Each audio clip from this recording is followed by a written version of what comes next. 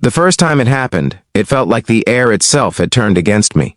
The elevator doors slid shut with a soft thud, the city shrinking beneath us, and my CEO's reflection caught mine in the mirrored wall. He wore that careless, confident smirk that always preceded trouble, leaned just close enough to invade my space, and murmured something so inappropriate it left me frozen, heart pounding, hands numb, mind screaming for an exit that didn't exist. In that moment, I realized how fragile dignity can feel when power is misused, and how quickly a career you worked years to build can suddenly feel like a trap. If you believe in kindness, second chances, and standing up for what is right even when it's hard, take a moment to like this video, share it with someone who needs encouragement, leave a comment, and subscribe to the channel. Your support helps stories like this reach the people who need them most. My name is Rachel Turner, and at that time I was a junior analyst at a fast-growing tech firm in downtown Chicago. I had moved there from a small town in Ohio with nothing but a suitcase, student debt, and a stubborn belief that hard work would eventually be enough. The company's glass building rose like a promise against the skyline, and every morning I walked in with my shoulders squared, telling myself I belonged there. Our CEO, Victor Halstead, was known across the industry as a visionary. He was also known for his charm, the kind that made investors lean in and employees laugh a little too loudly. I had noticed his eyes linger before, his compliments hover too close to personal, but I told myself I was overthinking it. After all, I needed this job. I was sending money back home to help my mother, Grace, pay medical bills, and quitting was not an option I could afford to imagine. That elevator moment shattered the illusion I had carefully maintained. I stood there silent and stunned, my reflection looking smaller than it had that morning. When the doors opened, he stepped out as if nothing had happened, leaving me behind with a shaking breath and the heavy knowledge that silence would be interpreted as permission. I spent the rest of that day in a fog, spreadsheets blurring, emails unanswered, my chest tight with fear and anger. I wondered how many others had felt this way and swallowed it down, convincing themselves it was the price of ambition. The days that followed were a quiet war inside me.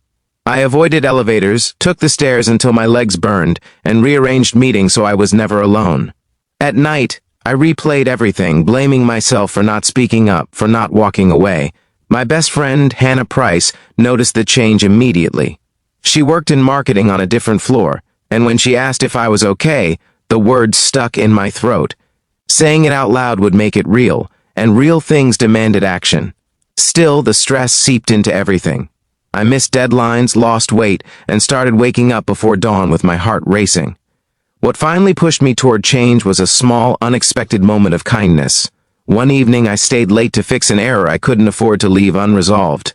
The office was nearly empty when I ran into Michael Reed, a senior project manager known more for his integrity than ambition.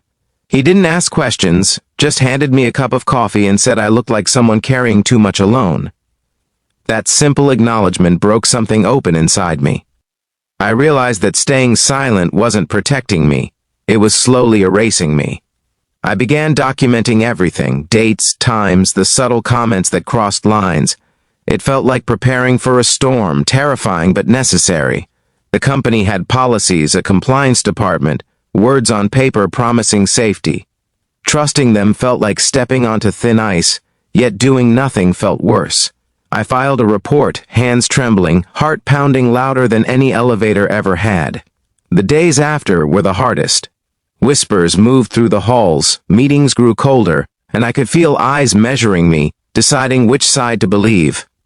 The investigation was slow and emotionally draining. I questioned myself constantly, wondering if I was strong enough to see it through. There were moments I almost withdrew the complaint, convinced I was ruining my own future. But then I would remember why I came to Chicago in the first place, the sacrifices made, the version of myself who believed she deserved respect. That memory steadied me. When the findings came back, they confirmed a pattern.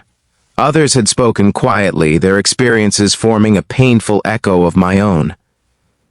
Victor Halstead resigned shortly after, his legacy collapsing under the weight of truth he could no longer smirk away. In the aftermath, the office felt different, lighter yet scarred. I was offered support, apologies, and eventually a promotion that recognized my work beyond the shadow of that experience. Healing, I learned, is not a straight line. Some days, the memory still tightened my chest, but there were also days when I felt proud, not because I was fearless, but because I chose courage anyway. I started mentoring younger employees, advocating for clearer protections, turning my pain into something that might shield someone else. As time passed, my confidence returned, reshaped but stronger. I found joy again in small victories, a project completed, laughter with Hannah over lunch, Sunday calls with my mother filled with relief and pride. The city no longer felt like a threat, but a place where I had carved out my space through resilience and faith. I understood then that dignity is not granted by titles or corner offices. It is claimed by standing up, even when your voice shakes.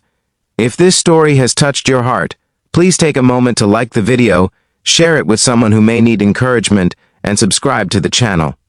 Your engagement tells us these stories matter and helps others feel less alone. Before the ending, I want to ask you something special.